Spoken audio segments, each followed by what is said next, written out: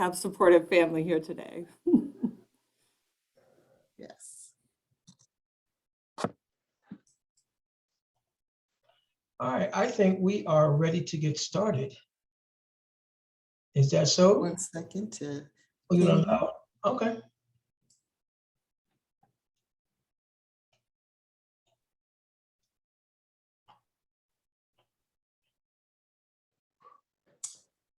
Darren, whenever you are ready. Oh man, thank you, Dr. Allen. I appreciate it. I personally want to thank everyone for being here tonight for this very important conversation. On behalf of the African American Resource Center and the Office of Affirmative Action, we thank you for coming to our program tonight, entitled Critical Race Theory and DEI from Theory to Practice.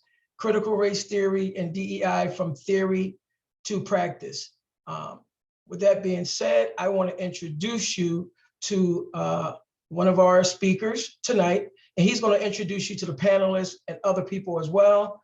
And it's Sam Starks. Sam Starks is the Executive Director of the Office of Affirmative Action and Equal Opportunity Programs. With that being said, let me pass it over to Sam Starks. Great. Thank you very much, Darren. And to echo his sentiments, thank you all so much for joining us on this very important talk that's very current in our society. Critical race theory has made the headlines for the past couple of months for a lot of different reasons. And tonight, hopefully we'll be able to unpack that just a little bit. Now, my major responsibility here now, as opposed to actually facilitating, is introducing one of the keynote speakers tonight, Chaz Howard. Chaz is an Episcopal priest. He's also a son of Penn as well. Chaz has been here at Penn for well over a quarter of a century. Wow, that makes him seem old. Very interesting. Chaz is very dynamic. He is a huge contributor to our spiritual and religious community here all around campus. And I'm sure many of us here know that not only with his faculty appointments, but he has assumed this inaugural role. I think Sam is frozen. Sam, if you can hear me, if you would turn your video off and just leave your audio on, it might work better. As the Vice President for Social Equity and Community, Chaz is up. I'm here. How is that? That's better. Is that working? That's better. Yes. Val? Yes. Okay. So again, I'm not sure what you all heard, but Chaz is in an inaugural role as the Vice President for Social Equity and Community. He's the perfect person for this role. He has written and been featured in several publications such as Sojourners Magazine, Christianity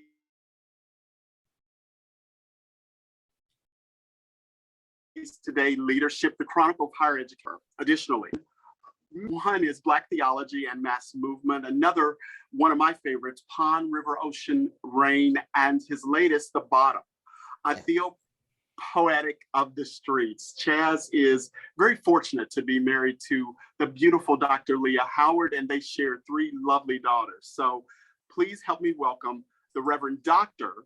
Chaz Howard.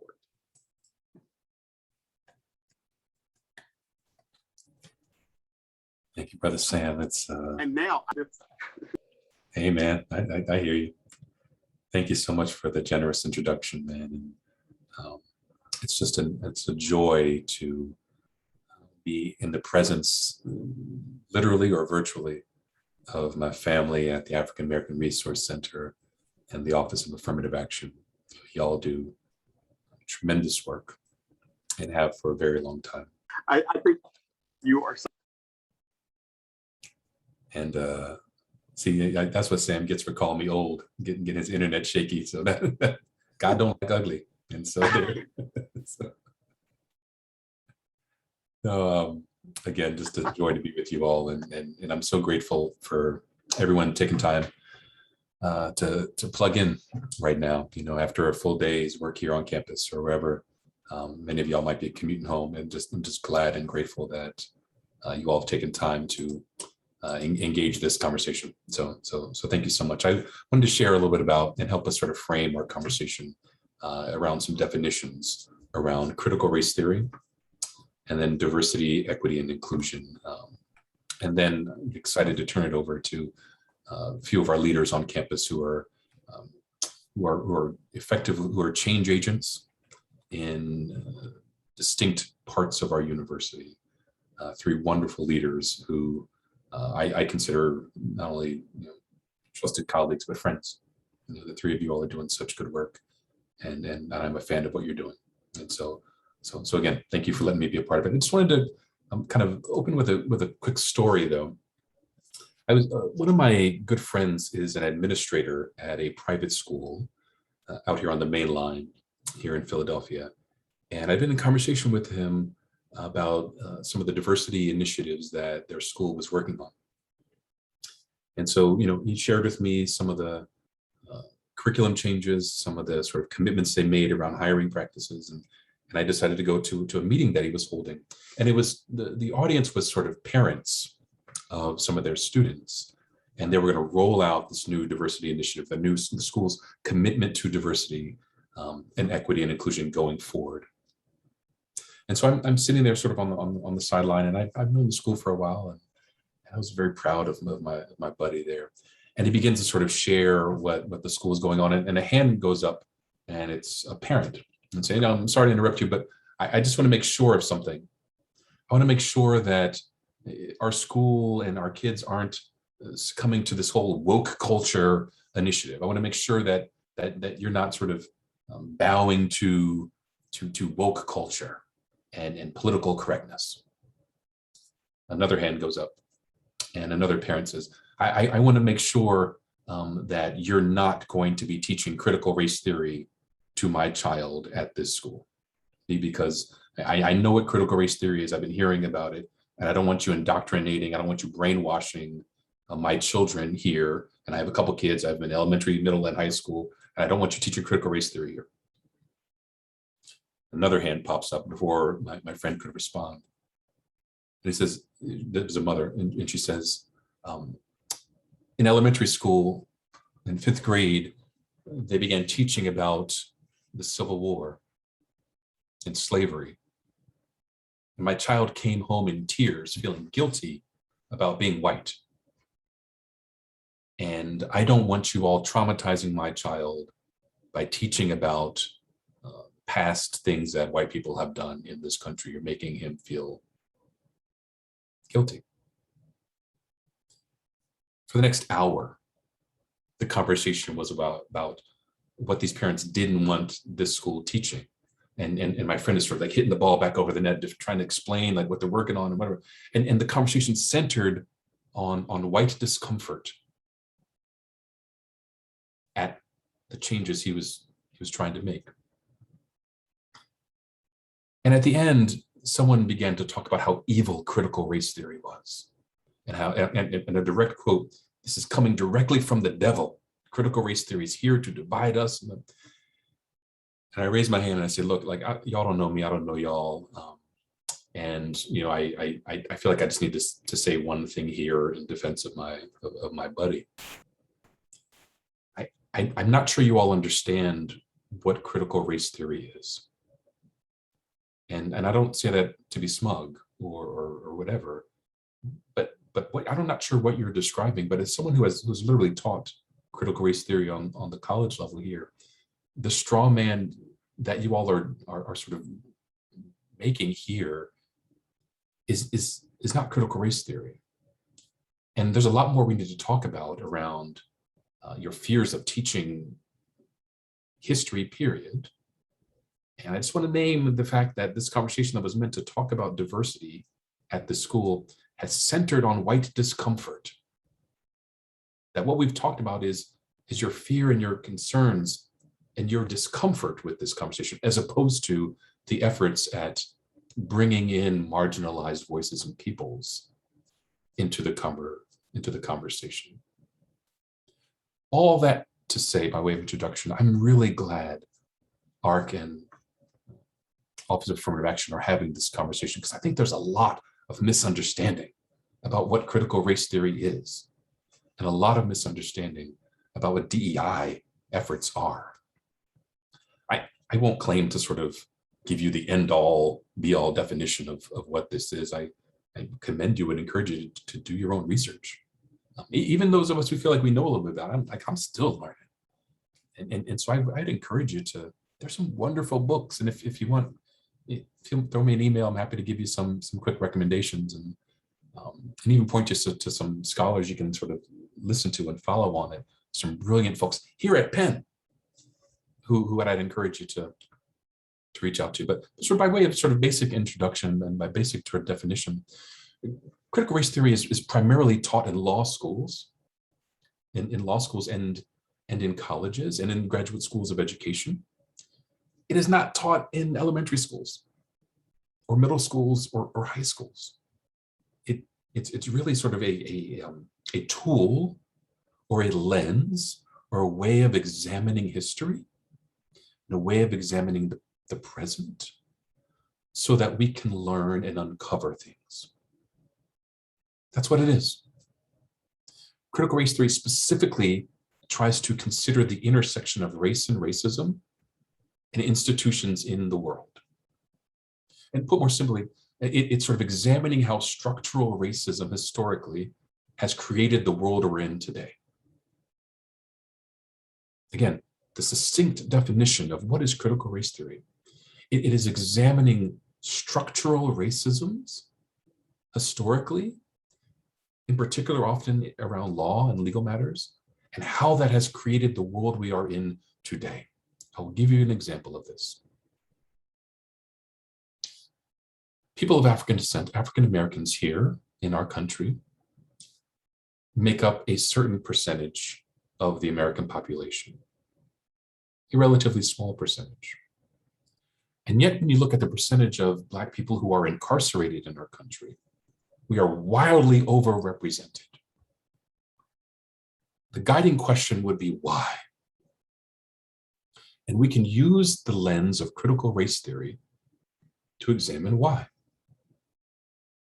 Or another sort of question could be, why do our white counterparts have higher net worth, greater home ownership? Why are they outpacing Black and brown folks educationally? Why do white people have longer life expectancies than Black and brown counterparts?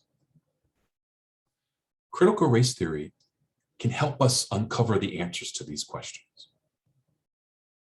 And so to kind of deep dive on the first example around incarceration, there are specific reasons. Now, one can sort of hold a racist perspective that Black people just behaviorally are worse, and we're doing more stuff than other people. That's why we locked up more.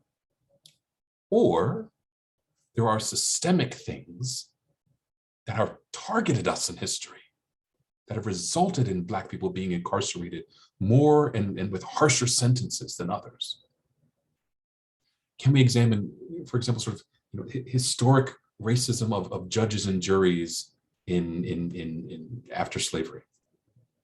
Or kind of one that's very sensitive, tender to me personally and a whole lot of people in our work, the way that Black people were sentenced to harsher sentences for crack cocaine in the 80s than for white folks with other forms of cocaine and drugs.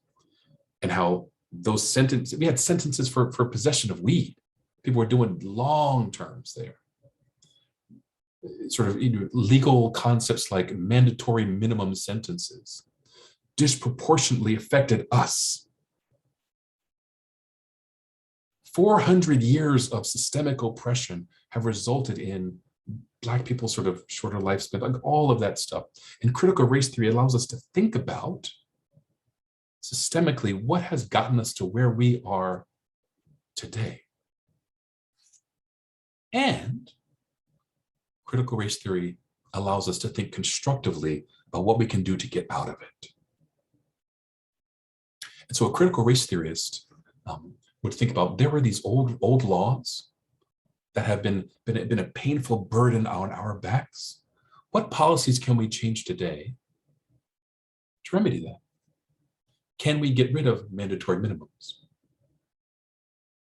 Are there certain sort of policies that have have sort of hurt our educational journey here.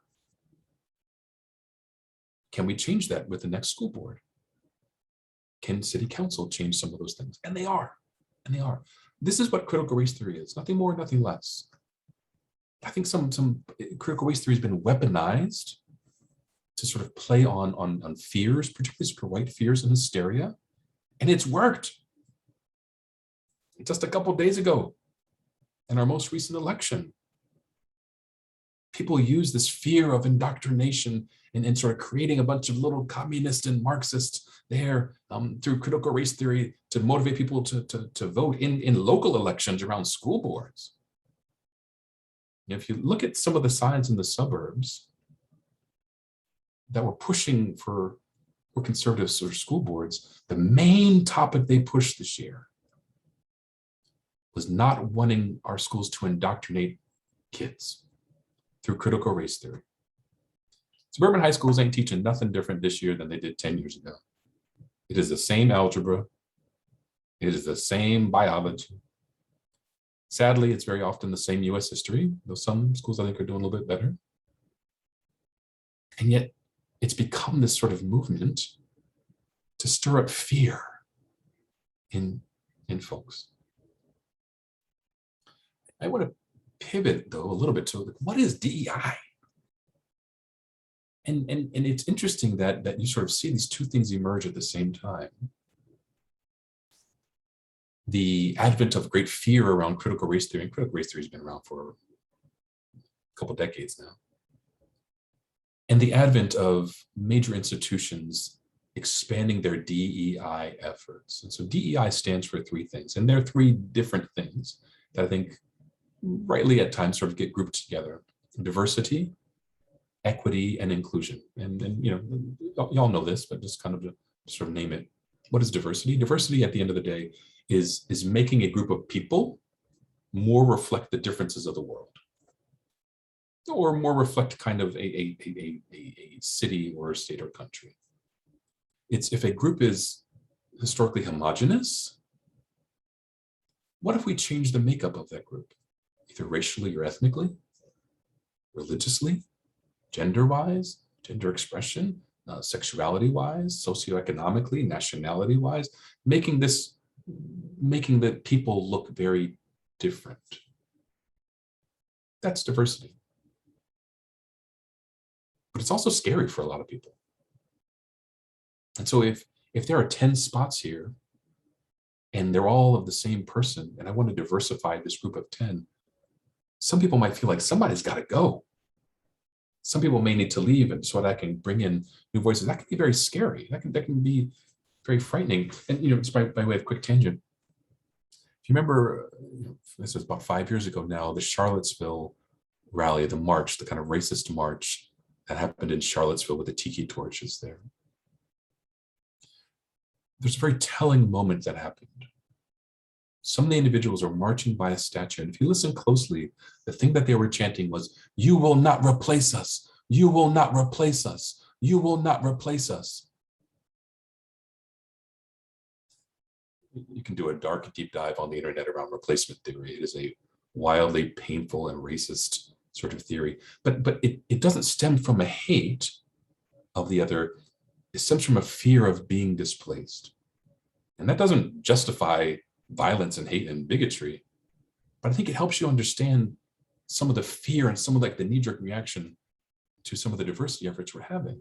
That if we pursue this diversity, what does that mean for me work-wise? Will I be able to get a job as a white man here? Will my kids be able to get into these schools with all this affirmative action stuff? And if we sort of continue to allow different people into our country, what's that mean for me insurance-wise and like job-wise? Like you can sort of see the kind of slippery slope of people being afraid of being replaced. Where I've been on top of the mountain this whole time, I've been sort of winning at times. All the presidents in the past have been white. Almost Congress has always been white. Most of the judges is white. All these CEOs is white men. If we're really diversifying, what's that mean for me and my chances? It's not that I don't like you. It's that I want to win too. And you can sort of see the fear there. But I think it's a deep misunderstanding of the goals of diversity.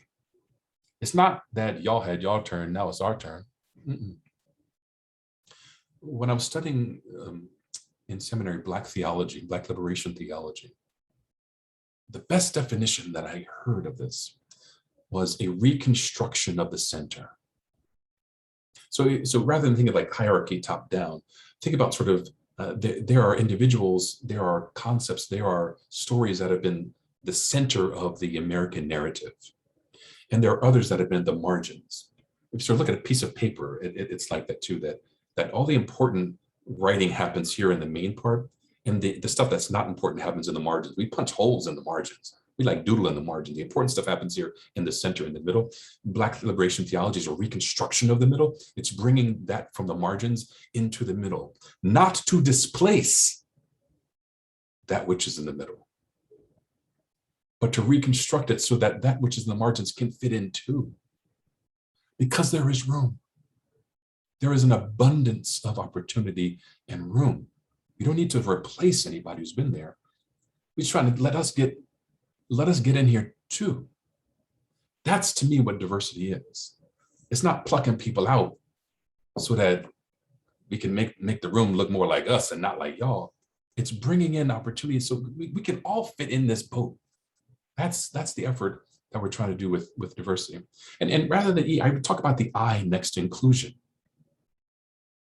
So we talk about diversity sort of changing the makeup of the room, but it's one thing to sort of get somebody in the room, but not let them play, not let them be a part of it. There's a great, if you think about the journey of people of color at Penn, I think there's an illustration of what this means. And so Penn begins to admit Black students in the 1880s. James Brister being like our first Black graduate here. James Brister's classmate was a gentleman named Nathan Moselle, the uncle of Sadie Tanner Alexander Moselle. Sadie Tanner Moselle Alexander. Sorry, messed up sister name there. Get it right. I all the deltas tell me get it right. I know Sadie Alexander got it right. Nathan Moselle in this first class, he becomes a wonderful doctor and ends up founding either Mercy or Douglas Hospital, the first Black hospital here in Philadelphia. He gives us this gift of writing his own autobiography before he passes away. The university archives have this. If you ever want to kind of like nerd out and go over to the archives and sort of read Nathan Moselle's biography, he tells a story of what it was like when he came to Penn. 3 Black students in this whole university, here where we are right now, here in this West Philly campus, said that they admitted him, but he wasn't allowed to sit in the classroom. And so they kept the door open. And so his chair was right outside the door. And so he could listen in. He wasn't allowed to raise his hand, ask questions. They didn't want to hear his voice. They didn't want to see his face. He was not included. He wasn't allowed to be in any of those ancient clubs that have been here forever. Philo, Glee Club, none of that stuff. Couldn't play sports, couldn't be in fraternity, couldn't be in any of that stuff. Couldn't eat in Houston Hall. Couldn't eat in any of the things. You had to go off campus. And Sadie Alexander talks about this too. She wasn't allowed to eat here on campus. She had to go off to Horn and Hearted and some of the sort of the other restaurants there. That's the opposite of inclusion. One can sort of be here and diversify a space, but there's a disallowance. You're not allowed to actually be here. These are the efforts of inclusion and allowing people to be a part of the journey. I think one would add to inclusion also curriculum too. So I think a lot of us who are around my age and older, I tell people when I think back to my US history book, there were only 3 Black faces that I saw. The first was an engraving of an enslaved African sort of holding his hands like this, kind of begging for mercy. The next face that was in there was Frederick Douglass. And then they fast forward all the way to Martin Luther King Jr. There were I remember counting them. There were 3 Black faces in my high school US history book. None of the curriculum covered Africa because we took what? Western Civ. Western civilization. Sort of like the main course that we were supposed to take. And I had great teachers who loved me and did their best. But I learned nothing about the East. Nothing about South Asia. Even our English courses, even our sort of poetry classes, none of that. We weren't included in the curriculum. This too is a part of inclusion. It's one thing to sort of sit in a spot.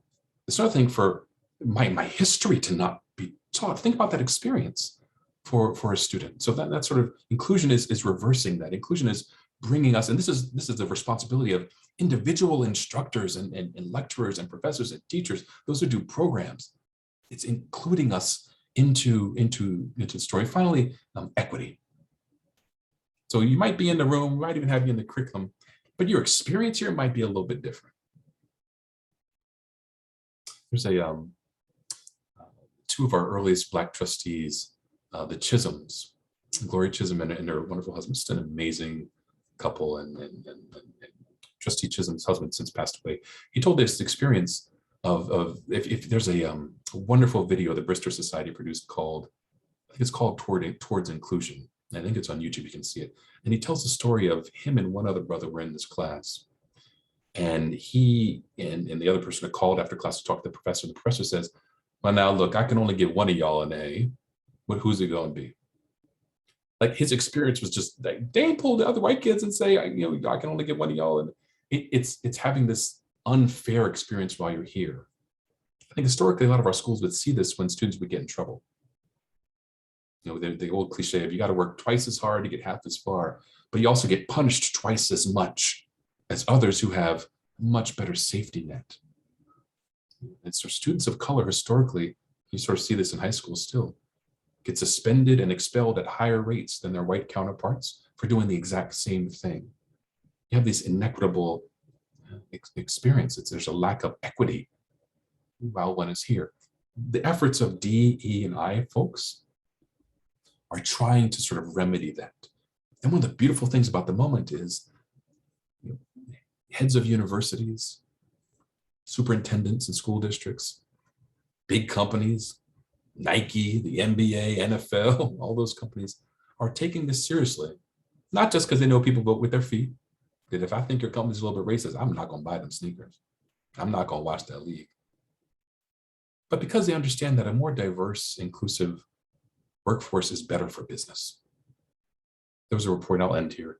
There was a report that Deloitte, the consulting company, came out with, showing that companies that are more diverse, companies that take this seriously, are actually do better business-wise. Not just that because it's the right thing to do, they're just better businesses, period. And I think that's true in universities too. We got a lot to work on here at Penn. We surely do. But we've taken this seriously for a long time. And there's a lot that we have going for us. I think sort of being a place that takes D&I work seriously, I think makes us one of the better universities in the country. And we are that because of the work a lot of y'all do. I'll stop here and hand it over to everybody else and just remind you that the work of change, the work around diversity, equity, and inclusion can't just be the work of the people who have that in their title. The parallel I often think about is wellness. Yeah, we have CAPS. Yeah, we got Benoit Dubé and others sort of to kind of take the lead on wellness and stuff. But we all got to focus on this in all that we do. The same is true around change, and the same is true around diversity, equity, and inclusion. This needs to be on all of our plates. And I'm thankful that it is for everyone on this call today. Thanks, y'all.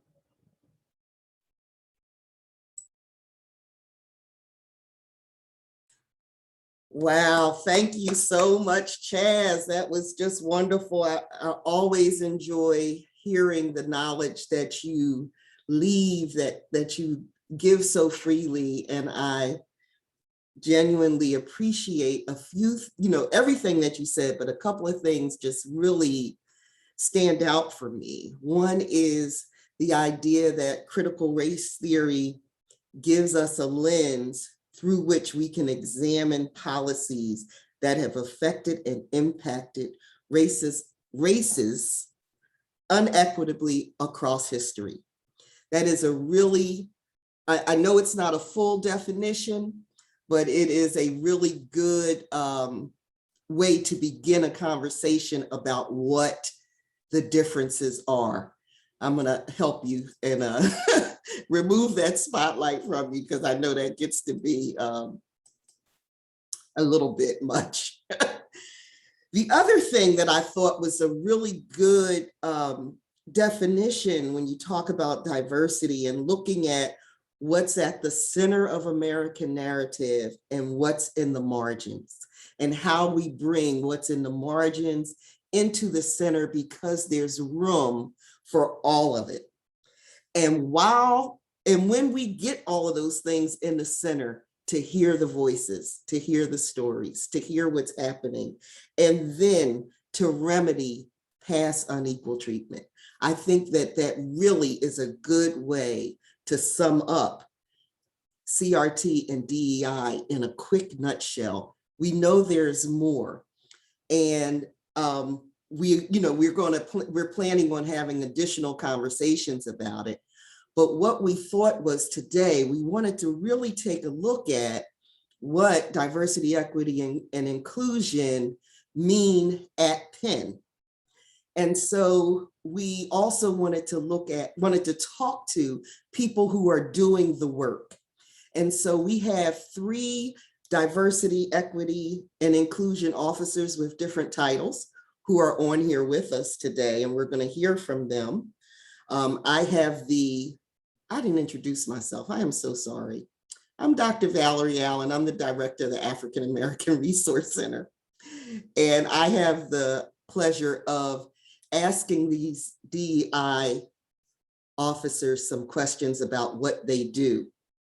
And I'm going to have them tell you a little bit more about themselves, but we have Dr. Beverly Crawford, who is the Director of Diversity and Inclusion at Penn Dental. We have Captain Nicole McCoy, who is the Commanding Officer of Diversity, Equity, and Inclusion in Public Safety.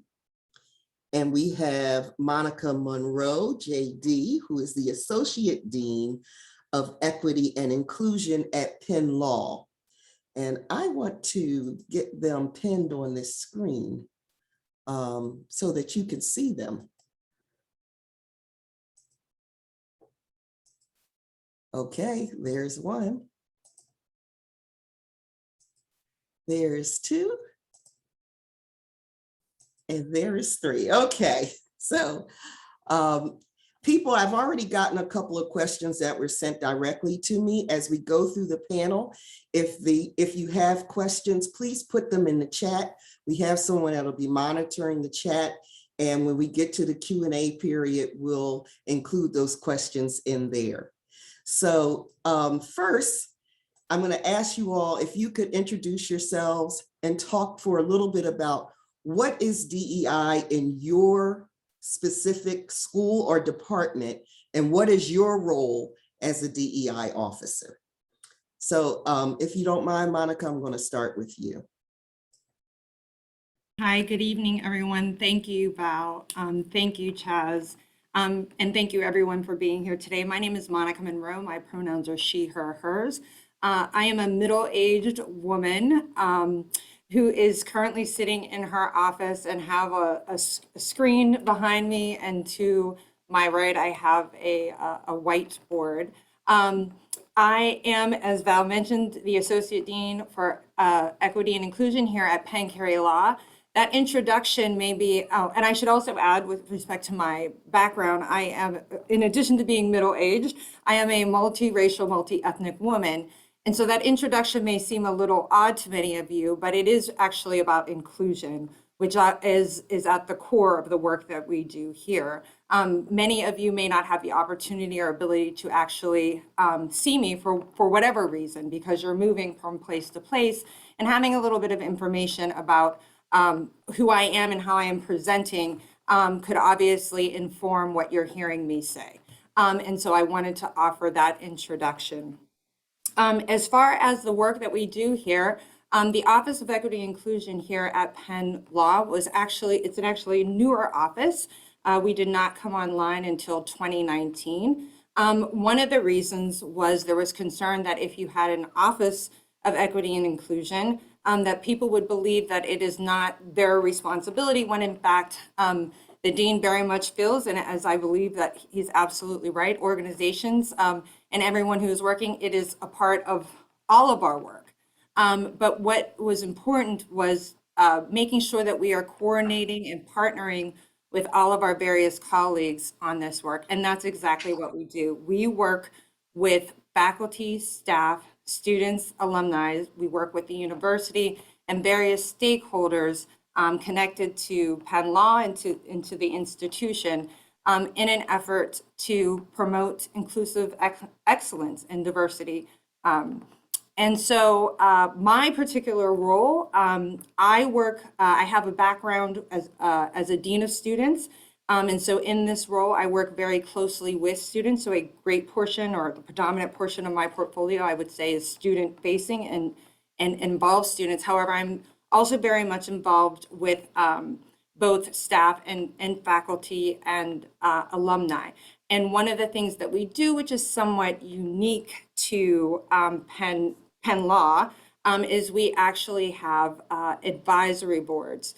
We have a staff inclusion team, we have an alumni advisory board, and we have a student advisory board, because this work, again, needs to be informed work. And it is very important that we bring all the stakeholders into the space in an effort to really try to do this work well. It is inevitable that you will have, I always analogize this to a wedding. You will not please everyone in this work, but you have to remember what is the goal, right? Why are we doing this? And so you can avoid a lot of pitfalls when you bring everyone into the fold, and that's what we try to do here. And I want to be respectful of time, so I'll pass it on. Thank you. Captain McCoy? Good evening, everyone. Thank you, Valerie. Thank you, Reverend Howard. So as you said, my name is Nicole McCoy. I have been a police officer for 24 years now. I started when I was 3 years old. I've been here for almost 20 years. I am a mother of 6 children. My husband is also a police captain across the river at Temple University. So here at Division of Public Safety, which is where I work, we consist of 7 different departments, which include the police department. We have 180 staff members, and we've had a DEI program for over 20 years now, which included all of our members attending yearly diversity training. Specifically, the entire division traveled to Washington, D.C. to tour and receive presentation at the National Holocaust Museum. My position as the DEI commander was developed in January of this year as a direct contact for DEI related issues or complaints. And I know most of the people, when they heard that, was, oh, Penn Police put a black face in a shirt and stuck it out to the public as a way of saying, here, we're fixing the issues. But what most people didn't realize is I've risen up through the ranks. I started as a police officer. I grew up in West Philadelphia. My mother worked at Penn. My grandmother attended school here. So I've been on this campus my entire life. Mm-hmm. So for me, this was a chance to actually dig in and help shape the department in a way that we were good community members throughout the West Philadelphia community and to the university. So my role is kind of 2-part. I have the inside function where I maintain climate and equity and inclusion inside of our department. And with that, I monitor recruitment, I assist with onboarding of new employees, I monitor our training to make sure we have DEI training that is not only specific, but isn't just meant to appease. It's something that will actually teach and train our officers in the community that they'll be patrolling. Because as far as I'm concerned, if I don't feel comfortable that the officers we put out are good enough to interact with my family members, then I don't want them here interacting with you and your family members and our students here. I also investigate all internal DEI complaints. And we have here at our public safety, it's called a bias-based profiling report, where we examine all of the police interactions and stops that we have throughout the month. And I go through and review them to make sure that they weren't biasly initiated. Outside of the department, my relationships, I interact with the surrounding community. We have 4 major neighborhood community associations that I meet with monthly to make sure that our police department we're being good neighbors to them, and that we recognize the issues and needs that they have, and that we work with them to get those addressed. I meet with the community, the resource centers, our cultural resource centers on campus. to make sure that we hear the students' needs that they have for us, and that we are addressing them and making the changes that we need to make. I work with this area, Philadelphia Public Schools, and we also have a PAL system. Our PAL program, where we take area youth and we have a dedicated PAL officer where they actually educational, athletics, recreational, character building, everything that you could imagine that a PAL center does. That is me in a nutshell. Thank you. Dr. Crawford? Hello, everyone. Good evening. Thank you, Val and Darren, Sam, Ralph, Reverend Howard. Thank you for including me in this program. A little bit about myself. I am, as Val said, I don't know if you said, I'm a practicing general dentist, and I also teach the first and second years in the preclinical lab, and my administrative position is in the area of diversity, equity, and inclusion. Most of what I do focuses on the recruitment, retention, and support of a very diverse student body. The recruitment centers around pipeline programs, high school students, undergraduate students, and graduate students. I work very closely with the Office of Alumni Affairs and the Office of Student Affairs, and we do our best to make sure that every student in the dental school feels included. How do we recruit? We travel pre-COVID a lot to Hispanic leading institutions, HBCUs, and we also have a very unique 7-year biodental program with Hampton University. For retention and support, we have the Committee for Cultural Growth. It's made up of administrators, faculty, staff, and students. And out of that committee, there are 4 subcommittees, one for survey, and the survey subcommittee creates surveys to look at the humanistic culture of the school. The curriculum looks at the curriculum committee. There's a curriculum committee, and that looks at our curriculum and makes sure that faculty, et cetera, are up to date on the newest language and research and science behind some of the diseases that are taught to the students. Our programming committee, we create cultural celebrations. We talk to students about presentations they travel to conferences. One of the things that we've done most recently is that we are working on mandatory training that every faculty, staff, and student needs to take. We have in place mandatory training around Title IX and workplace harassment, and we're currently developing mandatory training on implicit bias and microaggressions. Something that's very unique to the dental school, and this year was expanded to a few other schools, is the course called the Penn Experience, Racism, Reconciliation, and Engagement. I worked with Dr. Amy Hillier from SP2 last year, and we were able to do version 1 of the course. This year, we were joined by Dr. Jesse Harper from Graduate School of Education and Arlene Finkelstein from Penn Law. And the course basically is mandatory for our D1 students. It tells them the history of Philadelphia and Penn's relationship with Philadelphia. We talk about implicit bias, gender identity, racism and other forms of oppression. And it's a required course for the D1 students. It's completely online and asynchronous. But we hope in the future to develop it a little further and have in-person discussions so that there's more a sharing of ideas and thoughts. So that's just a little short sort of biography of where I am. I've actually been in this position since 2010, and there's been quite a change in the position over the last 11 years. And I've actually been at Penn for, this is my 33rd year. And I'm just so happy to be here and that we're having this conversation. Thank you. It's very interesting to me that we kind of think of DEI as being something new that it's being added, but we heard there are already things that were being done in public safety for years. Dr. Crawford said she's been in this position for 10 years. Was that correct? Yes, almost Yeah. 11. And, right, and there are things that are being done across campus for diversity and inclusion.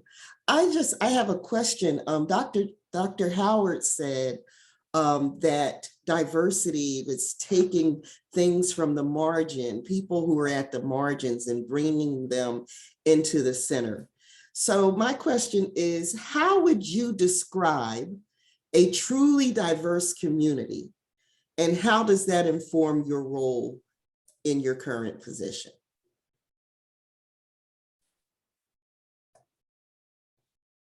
We just going back around, Val? Should Whoever wants to jump in.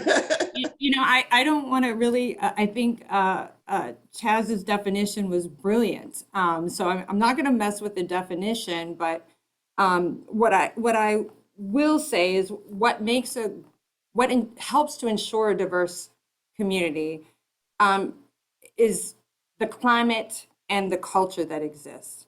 And so what I mean by that is you have to have a climate and a culture that permits you to be able to show up as your authentic self, right?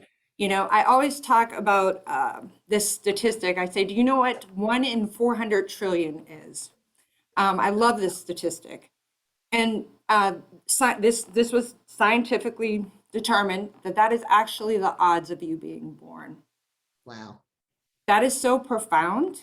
And what that tells me is that, and the fact that there is only one you, so when you can show up as who you are, recognizing that you should show up as who you are, but that should also include being respectful, kind, and professional and considerate, right? And I think our colleague Adam Grant talks a lot about this. Do we really always want everyone to show up who they are authentically? We definitely want to weave in the fact that we need to be respectful and professional and kind and considerate to that. But when you can be your authentic self, that is truly, truly important. And how does that inform my role? Well, what that says to me is everyone kind of, we always think we're so different, but in many ways, we want the same thing at the end of the day. We want to be seen. We want to be heard. We want to be respected. And quite honestly, we all want to be loved. And so that is how I approach my work, recognizing that the things that I truly desire when I take the time to peel back the layers of who I am is the same thing that pretty much everyone sitting across from me. I believe it is the same thing that everyone's sitting across from me, regardless of their race, gender identity, etc. That's what we're all seeking. We're all seeking to be seen, heard, respected, and loved. Thank you. Wow. So I'm gonna tell you this quick story. When I became a police officer 24 years ago, one of our instructors said to me, I was in the police academy. He said to me, you're the perfect recruit. You're a BOGO. You buy one woman and you get a minority free. And I remember I came home and I was so upset, and I told my grandmother, she's never held her tongue or anything. And she said, you picked a profession full of white males who include us because they had to, not because they wanted to. So you can either turn and go find something else to do and pick up a pencil and be a secretary or whatever else you want to do, or go back to college, or you can show them who you are and lead by example and make sure that the next group doesn't have to go through that kind of thing. So here, with my work with our department, part of our mission statement says that we pledge to deliver professional and safety services that we value and respect the rights and differences of all. And as I said, being born and raised around here, for me, I took that personal because I want to make sure that we're holding true to that. I want to make sure that the people that walk through this campus and, our students and just the people that are in the community, that they're free to all races, genders, ethnicities, economic statuses, whoever it is, they're free to walk through without any fear of repercussion or discrimination. Personally, I have a 13-year-old daughter who she's since the day she could talk, has dreamed of attending Penn and becoming a veterinarian. And I work every day here to make sure that when she shows up, and she's going to show up with her fierceness, that she can be, as Monica said, unapologetic for who she is. And, you know, she could just make her statement in this world. So that's what diversity is to me, and that's what I do. Thank you. Thank you. So Val, it's interesting that you asked that question, because that's a question that actually appears on, is a recommended question to ask our four-year applicants when they interview for dental school. So just a little background about how we interview students. We have a closed interview and we have an open interview. And with the open interview, the interviewer has access to the applicant's entire application folder. And with the closed interview, they're just basically trying to get a feel, just a little feel of how the applicant is as a person. So one of the questions we ask in the closed interview is to describe to us what they think a truly diverse community is. And this is a question that was recently added, and it was added at the behest of a group of students who were experiencing a little bit of negative culture in the current class they were in. And the way I describe a truly diverse community is that we have to look outside the traditional definitions of diversity, you know, different genders, race, ethnicity, sexual orientation. But there also needs to be in a diverse community, similar people, but who have different experiences, you know, different socioeconomic experiences. They're similar. They may be similar looking, but maybe they come from different countries, different countries of origin, disability status.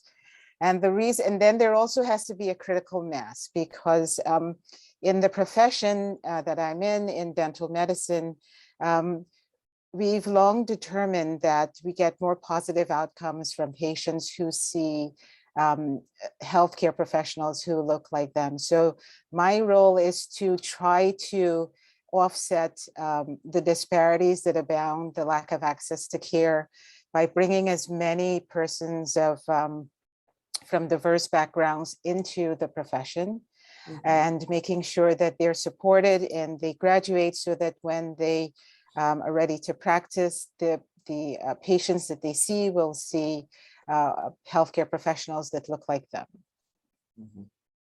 Okay. Actually, I'll tell you, Dr. Crawford, I took that question from the question that you asked in your admissions process. So as you begin to implement various programs to introduce these concepts, have you found any challenges in implementing these strategies? And if so, what are they?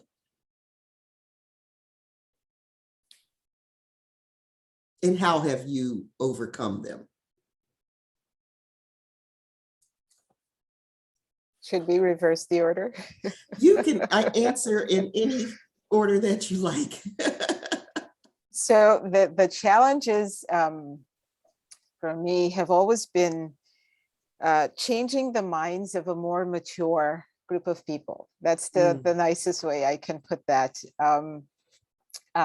Helping everyone understand that diversity is not sort of like the code word for underrepresented minorities or affirmative action or something like that. Diversity involves all of us, and that diversity has to be intentional, that you can't just have somebody says, well, you know, we have the group for research. So there's this research group and they get to present their ideas on research. And yes, we're going to talk about diversity.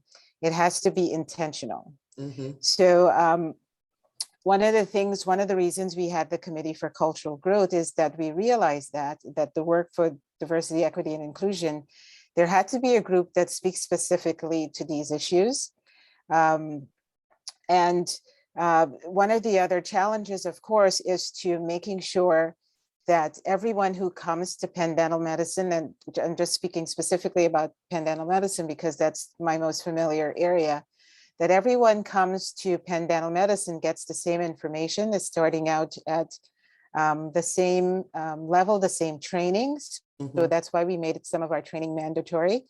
But it's still the biggest challenge is trying to get the mature audience to buy in and understand the diversity involves them as well. Okay. Can I ask another question? Because there was a question early on that kind of speaks to what you just said about getting the older, the more seasoned people to accept it. And I think that Chaz talked about some of it coming from fear, right? So how do you help to move them past the fear to understanding and to involvement with diverse strategies and diversity strategies? So for me, my opinion is that the interactions that we're seeing doesn't have to do with fear, because it's usually the interaction of an older person with a younger student, an older faculty with a younger student. And the demographics of dental school has changed from being mostly white and mostly male. We're mostly diverse and mostly female. And some of the older faculty don't understand how important it is that they make the students feel supported and welcomed. They're still teaching the way they were taught when they were being taught by males. We're teaching males, and you were very harsh, and this is how you do it. And they're using the same type of approach with a different, more diverse group of students. So I don't think there's the fear there. I think it's a lack of understanding and a lack of education. And that's one of the areas that we are targeting as far as getting faculty to be more involved in the diversity efforts, to show them that there needs to be a change in the way they interact with students. So in this particular instance, it's sort of like a power differential, and you do things my way, which is not sort of where the students are learning. This generation of students, that's not the way they learn. So that's what we see in the dental profession and in the dental school. Thank you. I'm going to go back to the original question, which is what challenges are you finding in implementing DEI strategies, and how are you overcoming them? So one of our biggest challenges that I find is trust, lack of trust. And I mean, I'm a police officer. We all know and we understand that there are some bad people in this world, and they've done some awful things. And those people, I'm not calling them police officers. They just happen to be wearing a police uniform because they don't have the right to be called police officers anymore. So it's trying to regain the trust of the community, and be transparent and open and understand the place of hurt that they're coming from. And I say they, it's not just they. I wear this uniform eight hours a day, but I'm a Black female 24 hours a day, and so I deal with the same situations, and I've had the same interactions with police officers in different areas, not here. So I get it. And I have 3 sons that every day when they walk out the house, I worry with some of the interactions that they might experience with other police officers outside of this area. So our biggest thing is trust. But even with that, police officers are some of the most stubborn people you'll ever meet in your life. And they have this mindset that they are here to help people, and you should just trust them. And I'm gonna say this, you can want to help people, but you have to learn to help people the way they want to be helped. You don't have the right to just show up and do it your way. Your way is old. It's time for you to grow. And if you can't grow, you need to leave and make room for someone else that is prepared. Wow. Okay, Captain McCoy.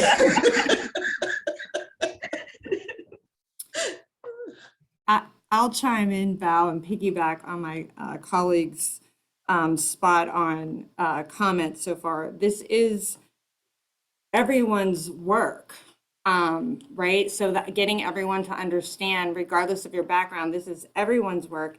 And moreover, that all of us have growth to do in this work, Yes. right? No matter what title you hold, if you hold the title of Associate Dean for Equity and Inclusion or not, every day I'm growing in this space and reminding people that growth, if you're not growing if you're comfortable. So you should be uncomfortable. That is the only way that you are going to be growing in this space. And so again, everyone's work, and we all have the need to grow here. However, we also have to afford each other the opportunity to grow in grace. And I think, when we think about the times that we're living in, I think we have been less inclined, or there have been instances where we've been less inclined to afford each other grace. And, this is just a really difficult time for everyone. And so I often tell people, especially when we're having conversations, yes, when things are said, try to think of what the intention was. And for the individual who's speaking, try to think of what the impact of what you're going to say is going to have on those around you, right? Also trying to remind everyone that this is a conversation. These are conversations. This is group work. We're not trying to convert anyone here. We're just trying to come into this space and be open. And so those are difficult things to do. As simple as they may sound, it is really difficult to do. And the other thing that I would say is very difficult about this work, and this was alluded to, that it has to be timely, and it's always changing. So I can tell you, when this office opened in 2019, our vision, our strategic plan, our mission and goals changed on May 2020 after the murder of George Floyd, right? And we can plan our year, but we also need to be responsive to the needs of our community, which we cannot predict. No one can, we can't see the future of what the outside circumstances or how they're going to impact our community, how they're going to impact our work. And so that's always a challenge, being responsive and doing that with, we're very fortunate to be at this institution. This institution has great resources, but, as they say, if you build it, they will come. And so you only have 24 hours in a day. You only have so many people. You only have so much bandwidth. So the other challenge of this work is also trying to make sure that you're taking care of yourself, right? Because we forget about that, right? And I'll tell you, my mom gave me the best piece of advice, whenever I had a child. When I had my first child, she said, you must care for the caregiver. And I didn't understand that. And in this work, we are all really caregivers. Whether as an officer, doing equity and inclusion work, any type of student affairs work at a university, we're all caring for each other, or at least we should be. And so I just want to point out that, you have to take time for yourself so that you can show up when others need you. Thank you. So a few people have mentioned that this is not a single person work, that this is something that we all have to be involved in. That was one of Chaz's last things that he said. So how can others get involved in diversity and equity and inclusion work, and how can we support your work?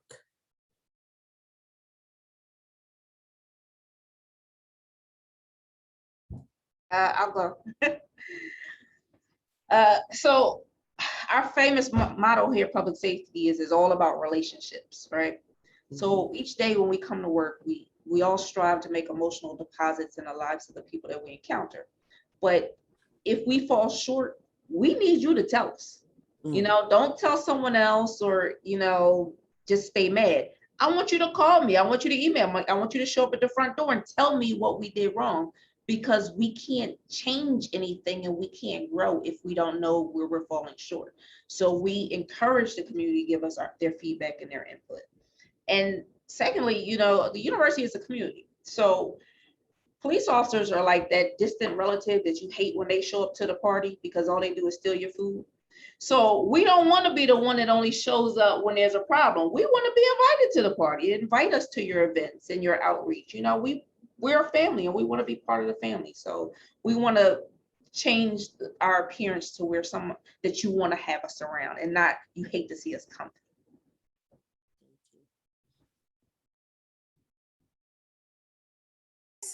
Sure. As far as supporting the work, so one of the things that unfortunately we see, that I see, is that they're the same group of people that show up for everything. And they seem to bear the burden of the work in diversity, equity, and inclusion. So I would encourage everyone to actually find your office of diversity and inclusion in wherever you are and ask if there's something you can do. If there is some way you can help, maybe be part of a cultural celebration or to tell your story. Join the committee that you've never joined before. And those are ways when we try to reach out to everyone that we can. And as I said before, it seems to be that the same people that are showing up all the time. So if you let us know what you're interested in, send me an email, tell me, you know, this and this is happening in my department. Can you suggest maybe a speaker or some sort of training or something? So reach out to your office. I love to hear from, as Nicole was saying, I'd like to hear what we're doing right and what we're not doing, but don't just, you know, sit there and kind of like, well, I have this problem and no one's helping me. Reach out, because that's what the office is there for. And even though I primarily deal with students, I do work very closely with our HR. I have staff people that come and talk to me about issues they're having, and that's what I like. Because if I'm able to see that there are other people who are interested, then they take it back to their department, and that's how we get everyone involved. So just reach out to the office, just find out where the office is, which is, it's easier said than done sometimes. Thank you. Again, I'm going to echo what was said, but really communicating, particularly whenever you have a criticism. You know, the worst thing I think when you are trying to do this work is to find out, because it plays out on a public, you know, in a public way.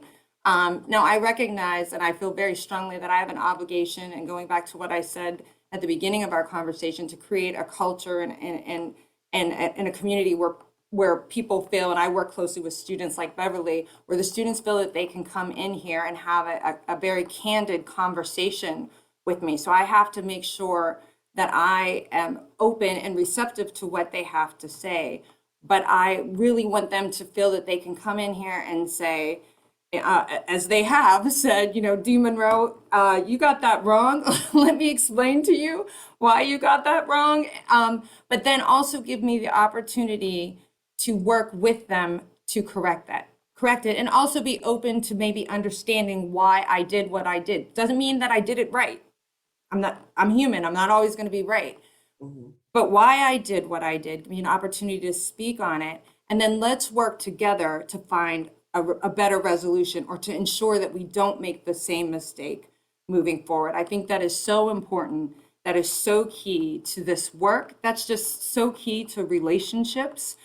Generally, that's just key to doing things right and well. So absolutely, we definitely want the communication to occur. The other thing I would say is, you know, for those of you who do this work here on Penn's campus, we do have, we started, it's been about a year ago, we brought together many individuals who if you're a diversity, equity, inclusion officer, regardless if you're working with staff, faculty, etc., we brought everyone together in an effort to kind of share our knowledge and share our resources and talk about what we know has worked well and what has not, and who was a good trainer and maybe someone that we might want to consider for just a particular aspect of DEI, right? So we're sharing knowledge and sharing information within our community. But again, it's just coming back to being open to share knowledge, share information,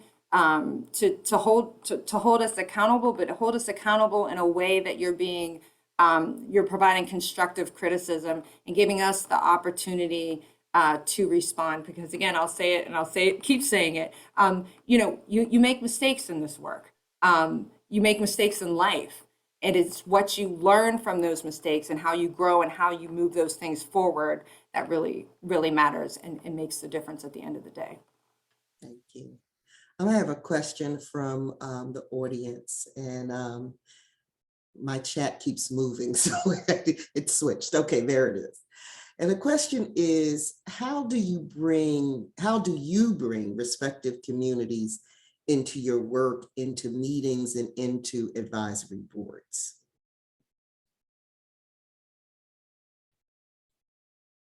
So I'm going to put Captain McCoy on the spot.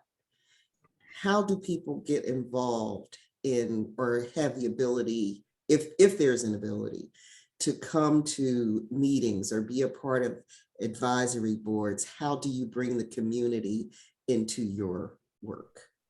So we do have a DPS advisory board, and it is put together by the senior EVP, Greg Croneroli, but everyone knows that our Vice President, Maureen Rush, will be leaving shortly. So I know we just selected new members for our advisory board, which includes graduate students, undergraduate students, neighborhood community association presidents, and other staff members. So that is something that changes every year. It's not the same people every year. You can send in your request to be included in that. But additionally, as I said, that I attend the community meetings for the neighborhood associations every month. So they come on and I'm open to whatever questions they have or advice they need or complaints that they have. That's what I'm there for. So they can tell me what information that they want me to bring back, because that's the whole purpose of me being there. So even if they can't officially get on the advisory board, they still have an ear into the department as someone to address their issues. Thank you. Val, I will just add, because I mentioned that we specifically at the law school, one of our unique features is having advisory boards. And with respect to our student advisory board and our staff, our student advisory board and our alumni advisory board, as well as the staff could, submit an application. It's an application process. And then we bring about a committee of individuals to make the selection. I mean, we were very fortunate when we rolled out with our alumni to have such an amazing response for our alumni. Penn Law alumni are fantastic, phenomenal, they're great. And we clearly had more than what we could take. And in fact, our number that we selected was larger than what we anticipated, because we just had such a breadth of candidates with just a diverse pool. It was a diverse pool. It was exactly what we were hoping for. And then with respect to students, we have a committee and we utilize members of the Alumni Advisory Board to help us in that selection process. Thank you. Another question in the chat. So it is not lost on the group that we have 3 women of color who are on this panel as DEI officers. And so the question is, what do we say to those who believe that this is just a tongue-in-cheek response to recent events and that it is a person of color issue?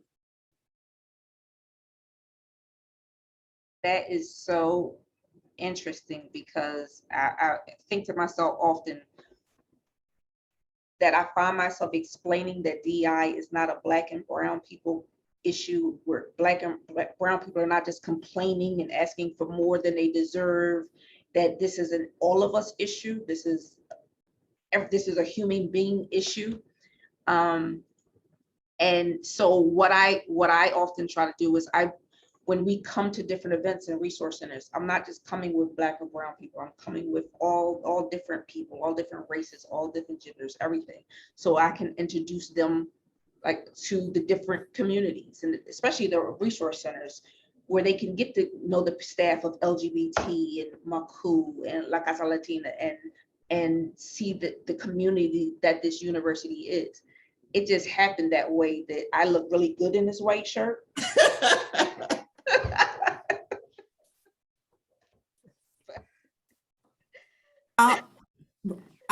But Beverly, do you want to go ahead? So so interestingly enough, I've always thought if the whole idea of diversity, equity, inclusion would be more accepted, more palatable if it was presented by a Caucasian male.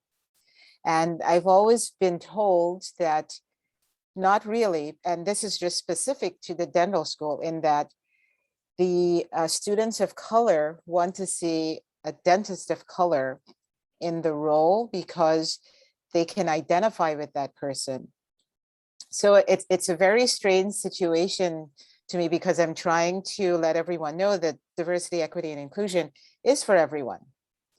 And at the same time, but I need to be the face there, because the students want to see. I've had students say to me, "You're the first African-American dentist." And these are students in dental school who say to me, "You're the first African-American dentist that I've seen in this role, or teaching in a school, or, you know, as a practitioner." And it answers the question why there's such a small number of underrepresented minority undergraduate students going into dentistry, because they don't see themselves. So this role, it's important that someone that looks like me be in this role. And but at the same time, if there was someone that was quite the opposite of myself in the role, maybe then the information and the maybe there would be more acceptance of how important diversity, equity, and inclusion is. And this is not sort of like a knee-jerk reaction. I've been in this role for about 11 years now. A little hidden at the end of Locust Walk, but just trying to do as much as we can for our students. For me on this point, I think, you know, when we're putting together the student advisory board, let's say, for example, you know, we're looking at making sure that it reflects as many individuals that you'll find here, you know, and as many of the students here. So it's not that we didn't turn just to what has been traditionally affinity groups and ask them to participate in it. We asked, it was open to any and all students, and we took any and all students. I will tell you, there were some students that did not like the type of students that were invited to the board. You know, there's, because of the current political climate, you know, political ideology is a very difficult thing in moments to get the two people from differing views into a room.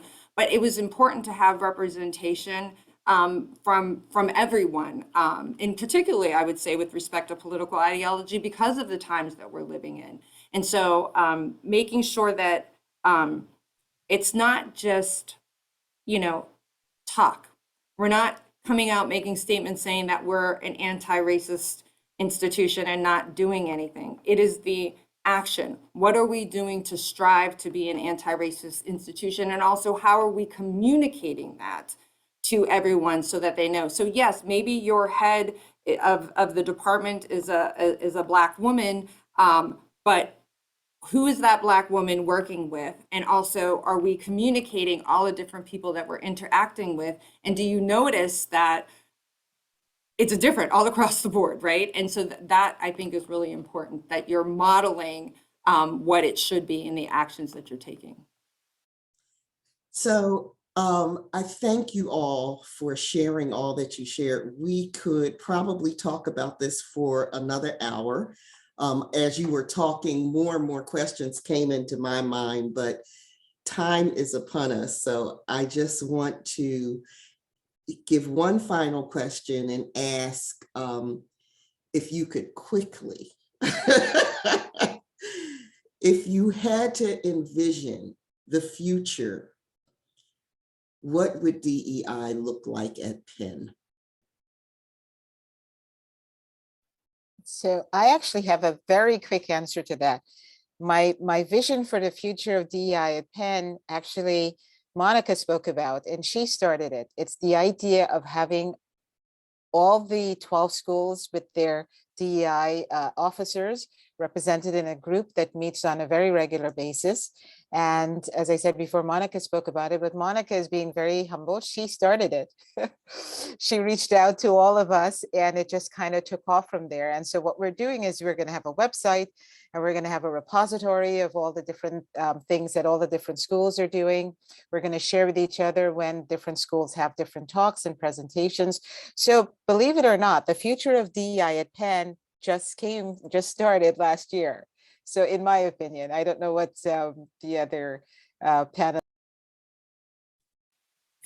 I have to chime in since Beverly called me out because I like to remain behind the scenes. Thank you, Beverly. But the truth is that, I was lucky I approached Ted Ruger. For those of you who don't know, Ted Ruger is a white man who has been extremely supportive of this work. And he reached out to all the other deans and to the university. And so I had an idea based off of work that I do in other areas. But I had an ally, and no, I had more than an ally. I had an accomplice, because he was doing the action and he went with me. And so everyone knows, I may have maybe birthed a baby, but I have handed it off to the university where it belongs, which I often do. I do hand my children off to come and do this work. So that is not a foreign concept to me. And so it is in great hands right now. It's at the university. And I mentioned about this group that is formed. There is a listserv. So if you are doing this work, please reach out to Aaron Cross at the LGBTQ Center so that you can get on the listserv so that we can all stay connected and so that we can continue to make an impact here at Penn. Thank you, Monica. Just really quickly for me, I envision just DEI at Penn is in the future, it's no longer a need for discussion because it's so natural and it's so fluid that it's in the forefront of all of our minds. Yes. I don't know how we'll get there, but I know with these wonderful women that we have here and their leadership, we will be. So I'm just optimistic for moving forward. Thank you. Thank you all. I just want to highlight a couple of things that were said. Dr. Crawford mentioned that diversity involves all of us. I think it's really important that we continue to say this is not a person of color issue.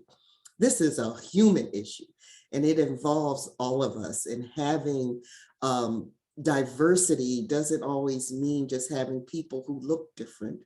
You could have people who look similar, but have had different experiences. Captain McCoy talked about us being a family. We are a human family. There's really only one race. It is the human race, and we're all a part of this family. So let's stay connected. Let's talk. If you have something that you're thinking or feeling, get it out there. Don't just keep it to yourself, so that if it's something that needs to be addressed, we can address it. And Monica said, I'm sorry, I called everybody else by Dr. Crawford and Captain McCoy. Let me say, Miss Monroe. Monica. No, it's Monica. It's Monica. You got it right. Talked about that there are some very basic things that we all want. We all want to be seen. We all want to be heard. We all want to be respected. And then the bottom line is that we all want to be loved.